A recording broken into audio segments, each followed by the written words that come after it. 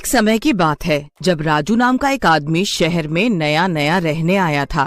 उसने एक घर में किराए का कमरा ले लिया था, पर उसके पास अभी भी कोई काम नहीं था। वो काफी दिनों से कोई नौकरी ढूंढ रहा था, पर उसे कहीं भी कोई काम पर नहीं रख रहा था। उसे समझ नहीं आ रहा था कि आखिर वो करे तो क्या करे। उसे कुछ दिन सोचने में ही निकल जाते हैं। उसके लाए पैसे भी धीरे धीरे खत्म होने लगते हैं।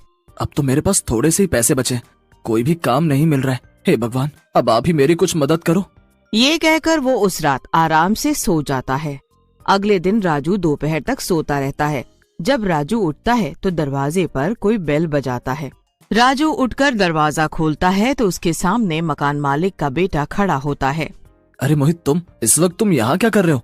अंकल, आज मेरा जन्मदिन है तो मैं आपके लिए कुछ खाने के लिए लेकर आया हूँ। अरे जन्मदिन बहुत बहुत मुबारक हो तुमको। थैंक यू अंकल, चलो मैं चलता हूँ। राजू खाने की थैली खोलता है तो उसमें पेस्ट्री और चाउमीन होती है। राजू वैसे ही बड़ा भूखा होता है। वो फटाफट प्लेट में चाउमीन निकाल कर खाता है। चाउमीन खाते खाते राजू के दिमाग में आइडिया आता है। अरे क्यों ना मैं ये चाउमीन बेचना ही शुरू कर दूं। इसमें तो कुछ लागत भी नहीं है, बस चाउमीन और थोड़े बहुत मसाले। इसमें तो बड़ी ही कमाई भी होगी और बनाने में भी आसान है। ये तो बहुत ही बढ़िया आइडिया है। कल मैं जाकर सब सामान का इंतजाम कर लेता हूँ और परसों से अपनी चाउमीन की रेडी तैयार। बस राजू फिर बिल्कुल ऐसा ही करता है। सबसे पहले वो एक पुरानी रेडी खरीदता है और उसके बाद चाउमीन के पैकेट और बाकी सब सामान खरीदकर वो सब सेट कर देता है। आखिरकार मेरा काम शुरू हो ही गया। बस कल भगवान का नाम लेकर मैं अपनी चाउमीन की रेडी लगाऊंगा। खूब मेहनत करूंगा और पैसे इकट्ठे करके अपने गांव भेज दूंगा। उसके बाद माँ बाबूजी को कोई भी दिक्कत नहीं होगी। मीना की शादी भी फिर मैं अच्छी जगह करवा पाऊंगा। अगले दिन राजू बड़ी ही खुशी खुशी उठता है और सब तैयारी करके निकल पड़ता है अपना चाउमीन का ठेला लेकर। चौक पर जाकर वो एक कोने में अपना ठेला खड़ा कर लेता है। उसके बाद वो चाउमीन बनाना शुरू कर देता है। उसी रोड पर भीकू की चाउमीन की दुकान पहले से ही होती है, पर वो दुकानदार हर चीज बहुत ही महंगी देता था।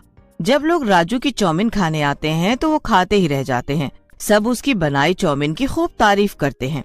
धीरे धीरे राजू के ठेले पर काफी भीड़ जमने लगती है और भीकू की दुकान पर लोग जाना बंद कर देते हैं। इस चाउमीन के आते ही हमारी सेल बिल्कुल बंद ही हो गई है। ऐसा कैसे चलेगा? मालिक, ये बहुत ही स्वाद चाउमीन बनाता है और बेचता भी बहुत कम दाम पर है, इसीलिए सब उसके पास जाते हैं। तुझे कैसे पता कि स्वाद चाउमीन है उसकी? वो बस आस पड़ोस के लोग बता रहे थे। मैंने कभी इसकी चाउमीन खाकर नहीं देखी। जो भी है, इसका काम बंद तो करना ही पड़ेगा। भीकू एक दिन राजू के पास जाता है। वो उससे ठेला हटाने की बात करता है। देखिए, ठेला जल्द से जल्द यहाँ से हटा ले, समझा? अरे भैया, आप मुझे धमकी नहीं दे सकते। धमकी तो मैंने दे दी। अब देख ले, अगर अपनी सलामती चाहता है तो ये ठेला कल से यहाँ नहीं लगना चाहिए। इतना कहकर भीकू वहाँ से चला जाता है और राजू टेंशन में आ जाता है। अभी तो मेरा काम जमा था और अभी से ये सब दिक्कत आनी शुरू हो गई। अरे भैया, कुछ ना कर पाएगा ये। आप अपना ठेला आराम से लगाओ। ऐसे लोग आपको डराएंगे क्योंकि उनकी दुकान बंद पड़ गई है, पर अगर आप डर जाओगे तो कोई भी काम नहीं कर पाओगे। हिम्मत से काम लो और कल भी अपना ठेला ऐसी जगह लगाना। उस लड़के की बात राजू को सही लगती है। वो अगले दिन बिना डरे उसी जगह अपना ठेला लगाता है। ये देख भीकू को बहुत गुस्सा आता है। वो अपनी दुकान से 2 नौकरों को राजू को पीटने के लिए भेजता है। दोनों राजू को पीटने पहुंच जाते हैं और उसके साथ हाथापाई करने लगते हैं। राजू को पीटते देख कुछ लोग उसे बचाने आ जाते हैं। उस दिन भीकू बच जाता है, पर अब भीकू कुछ नई तरकीब निकालता है। वो पुलिस वाले को कुछ पैसे देता है और उनसे राजू का ठेला हटवाने को बोलता है। एक पुलिस वाला राजू के ठेले के पास पहुंच जाता है और उसे गुस्से से बोलता है। हाँ भाई, बहुत हिम्मत आ गई है तुझमें। किससे परमिशन लिया तूने यहाँ ठेला लगाने की? लाइसेंस कहाँ तेरा? Permission, licence? अब मेरे पास इनमें से कुछ भी नहीं है सर। ऐसा तो फिर चल अभी थाने। हवलदार, रेस के रेडी उठाकर फेंको यहाँ से। नहीं साहब, ऐसा मत करो, ये मेरी रोजी रोटी है। मुझे गाँव पैसे भेजने हैं, बहन की शादी है। अरे बहुत सुनी मैंने ऐसे कहानियां। चल रहे, थाने बंद कर इसे। पुलिस वाले राजू को थाने में ले जाकर खूब पिटाई करते हैं। पूरी रात पिटने के बाद वो अगले दिन उसे छोड़ देते हैं। राजू बेचारा इतना पिटने के बाद भी सीधा अपने ठेले के पास पहुंचता। राजू का ठेला बिल्कुल टूटी फूटी हालत में होता है। मेरा ठेला, मेरा सब बर्बाद कर दिया। क्या गलती थी मेरी? ऐसे तो हम गरीब लोग कभी भी काम नहीं कर सकते। राजू रो रहा होता है कि तभी उसकी नजर भीकू पर जाती है, जो बड़ा खुश दिख रहा होता है। राजू समझ जाता है कि ये सब भीखू का ही किया धरा है। मैं सब समझ गया हूँ कि ये सब तुमने ही किया है। आज तुम मुझ पर हंस रहे हो ना, भगवान सब देख रहा है। हाँ तो देखने दे भगवान को भी, हमने कौन सा उन्हें रोका है। राजू रोता हुआ घर चला जाता है और घर जाकर उसके सर में बहुत दर्द होने लगता है। उसके सर का दर्द इतना बढ़ जाता है कि उसे डॉक्टर के पास जाना पड़ता है। डॉक्टर उसे कुछ टेस्ट करने को बोलते हैं तो पता चलता है कि उसके दिमाग में चोट लग गई है और वो कुछ दिन ही जी पाएगा। राजू बहुत रोता है। राजू बेचारा अब काम नहीं कर पाता। उसकी बहन की शादी तय हो चुकी होती है। उसे हर हाल में गांव में पैसे भेजने होते हैं। राजू अपनी चोट की बात भी घर नहीं बता सकता था और वो बेचारा अकेले ही घुटता रहता है। कुछ ही दिन में राजू की मौत हो जाती है और वो मरने के बाद एक भूत बन जाता है। मीना की शादी के लिए पैसे तो मैं जोड़ कर ही रहूंगा।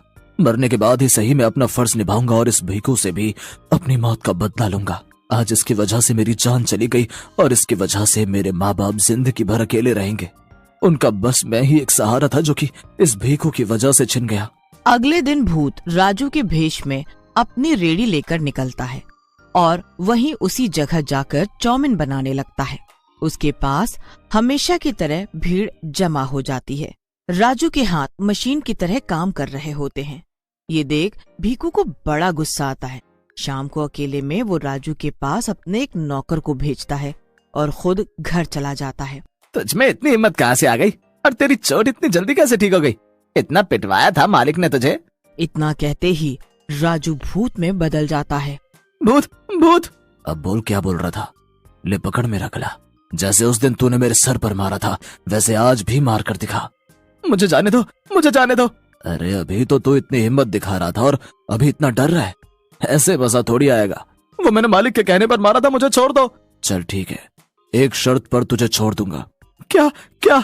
जब तक मैं मना ना करूं तब तक तुझे चौमिन खाते रहने होगी। भूत नौकर के सामने ढेर सारी चौमिन रख देता है। कुछ देर नौकर चौमिन खाता है पर फिर उसका पेट भर जाता है और उससे चौमिन खाई नहीं जाती। भूत के डर से वो नौकर इतनी चौमिन खा जाता है कि उसे उल्टियां होने लगती है। उसकी हालत बहुत बुरी हो जाती है। उसका पेट फटने को हो जाता है। भूत उसे ऐसी हालत में सड़क पर छोड़कर गायब हो जाता है। उसके बाद कुछ लोग उसे ऐसे देखते हैं और हॉस्पिटल में एडमिट कर देते हैं। अगले दिन भीखू को पता चलता है कि उसका नौकर हॉस्पिटल में है और राजू ने फिर से चौमिन का ठेला लगा रखा है। ठेले पर पहले से भी ज्यादा भीड़ है और उसकी खूब कमाई हो रही है। भीखू अपने दूसरे नौकर को बुलाता है और उसे भी राजू को पीटने को भेजता है। अब रात को दूसरा नौकर भी राजू के पास जाता है पर उसके साथ भी बिल्कुल वैसा ही होता है। राजू भूत में बदल जाता है। अच्छा तो अब तू आया है मुझे मारने, पर मरे हुए को तू दोबारा कैसे मारेगा? तुम लोगों के कारण मैं पहले ही मर चुका हूँ। अब तो तुम सबकी बारी है मरने की। नहीं नहीं, मुझे जाने दो, मुझे जाने दो। मैंने कुछ नहीं किया, मुझे छोड़ दो प्लीज। ठीक है पर मेरी एक शर्त है। भूत दूसरे नौकर को भी ऐसे ही चौमिन पर चौमिन खिला देता है कि उसकी भी हालत हॉस्पिटल जाने वाली हो जाती है। अब भीखू दुकान में अकेला रह जाता है।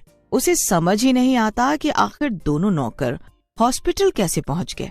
वो दोनों से मिलने हॉस्पिटल जाता है और वहाँ उसके नौकर उसे पूरी कहानी बताते हैं। ये सुनकर भीखू की हालत खराब हो जाती है। भीखू बहुत डर जाता है। वो डरते हुए अपनी दुकान पर जाता है। दूर से वो राजू को चौमिन बनाते देखता है। कौन कह सकता है कि आदमी एक भूत है? कैसे हम लोगों की तरह चौमिन बनाकर बेच रहा है? खैर अब मुझे अपने बारे में सोचना है। मुझे जल्द से जल्द दुकान यहाँ से बेचनी होगी। कुछ ही दिन में भीखू अपनी दुकान बेचकर वहाँ से हमेशा के लिए चला जाता है। उसके बाद भूतिया चौमिन वाला अपनी चौमिन आराम से बेचता है और समय पर अपने घर पैसे भी भेजता रहता है। उसकी बहन की शादी भी बड़े धूमधाम से हो जाती है।